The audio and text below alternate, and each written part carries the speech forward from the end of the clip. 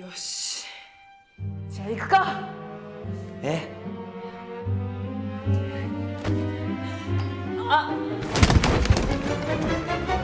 こうして俺たちは無事元に戻ることが。戻ってね。お前なんか間違った落ち方しなかったか。あなたこそ雑念とか言いたかなかった？もういい、とにかくもう一度だ。行くぞ。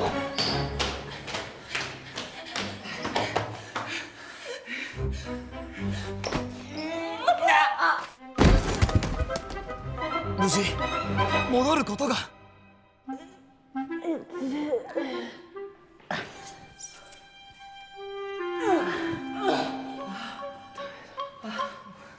もう一回な。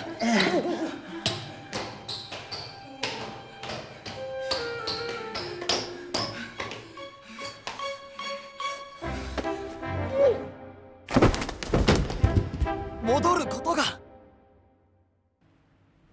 できなかった。俺たちって一生このままなのかよ。一つだけまだ試してないことがあるわ。なんだろうそれ。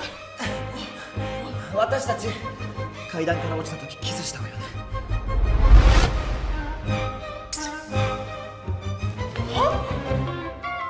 なんでお前のこと。かぶさってきたのはあなたよ。試しにキスしてみましょう。こう何度も階段から落ちても時間の無駄だし。